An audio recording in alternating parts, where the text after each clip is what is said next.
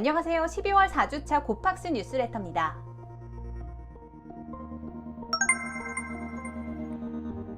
세계 최대 가상자산 거래소 바이낸스의 관계사 바이낸스 US가 파산 보호 신청 상태인 가상자산 중개 대부업체 보이저 디지털을 인수하겠다고 밝혔습니다. 19일 보이저 디지털은 성명을 통해 입찰 결과 가장 높은 금액을 써낸 바이낸스 US를 인수 대상자로 선정했다고 알렸는데요. 바이낸스의 인수 가격은 10억 2,200만 달러로 이는 지난 9월 FTX가 보이저 측에 제시했던 금액보다 4억 달러가량 낮아진 가격입니다.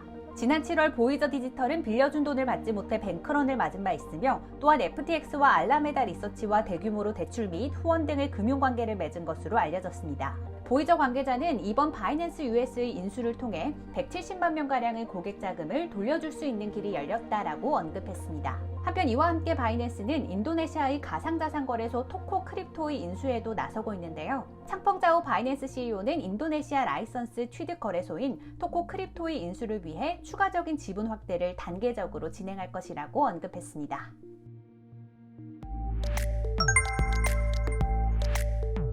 미국의 가상자산 채굴기업 코어 사이언티픽이 챕터 11에 따른 파산보호 신청서를 제출했습니다. 코어 사이언티픽은 비트코인을 주로 채굴하는 초대형 가상자산 채굴기업으로 이러한 파산보호 신청을 배경에는 크립토 윈터의 장기화가 있었습니다. 최고점 대비 80%가량 하락한 비트코인 가격, 우크라이나 전쟁으로 인한 채굴 에너지 비용 급등, 코어 사이언티픽의 최대 고객 셀시우스 파산 등의 직격탄을 맞으며 사업에 큰 차질이 발생한 건데요. 이에 따라 지난해 7월 43억 달러에 육박했던 코어의 시가총액은 고점 대비 98% 이상 폭락하며 7,800만 달러 수준까지 고꾸라졌습니다.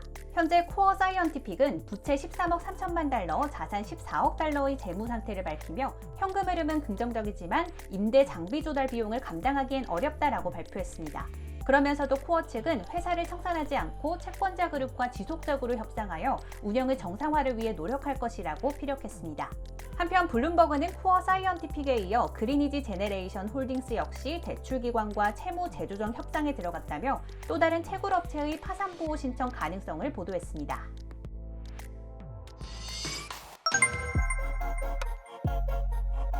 글로벌 결제 서비스 기업 비자가 이더리움을 자동 결제할 수 있는 시스템 출시를 예고했습니다. 19일 비자는 공식 홈페이지를 통해 가상자산 자동 결제의 필요성과 시스템 작동 방식을 담은 제안서를 발표했습니다. 비자는 위임 계정을 통해 커스터디 지갑 이용자가 직접 계약을 체결하지 않아도 이더리움을 결제할 수 있는 시스템을 개발 중인데요. 이용자는 스마트 컨트랙트를 통해 위임 계정의 수행 작업을 관리하며 이 시스템에는 영지식 증명을 활용한 GK 롤업 기반의 이더리움 레이어 2 네트워크 스타크넷이 활용됩니다. 비자는 자동 결제는 기존 블록체인 인프라에서 결여된 핵심 기능이라며 우리의 시스템을 통해 블록체인 결제를 실생활에 활용할 수 있을 것이라고 밝혔습니다. 그간 비자는 가상자산 결제 사업을 적극적으로 확장해왔습니다.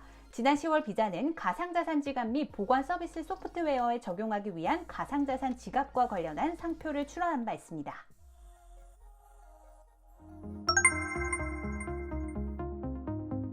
내년 시행 예정인 가상자산 과세의 유예안이 국회에 표류하고 있습니다. 가상자산 과세 시작까지 열흘 남짓의 시간이지만 아직 관련 법안이 부재하며 최소한의 기준만이 정해진 상황이기에 투자자들의 혼란은 더욱 가중되고 있습니다.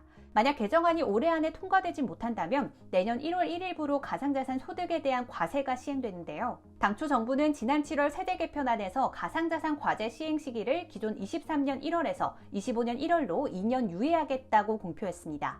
현재 여야는 5천만 원 이상의 금융투자소득을 올린 투자자에게 세금을 부과하는 금융투자소득세를 2년 유예하기로 합의한 상태입니다. 그러나 해당 합의에는 가상자산 유예에 관한 내용은 별도로 언급되지 않는 상태이기 때문에 가상자산 투자자들 사이에서는 혼란이 발생하고 있습니다. 한편 일부 야당 의원들 사이에서는 가상자산 과세 유예에 대해 강하게 반발하고 있습니다. 장혜영 정의당 의원은 지난달 열린 기획재정위원회 조세소위원회 회의에서 가상자산 시장이 활성화된 지 이미 수년이 지났음에도 또 2년 과세를 유예한다는 것은 형평성에 맞지 않다라고 발언했습니다. 그러나 업계에서는 아직 개념과 기준 정립조차 되지 않은 상황에 과세 진행이 실제로 이루어진다면 상당한 혼란이 발생할 것이라고 우려하고 있습니다.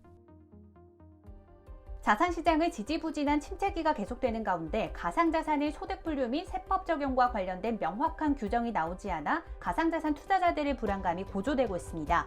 당장 내년부터 가상자산 과세가 시작된다면 손실세나 다름없다는 지적까지 나오고 있는 상황인 만큼 투자자들은 관련한 정치권의 움직임을 면밀히 주시해야만 하겠습니다.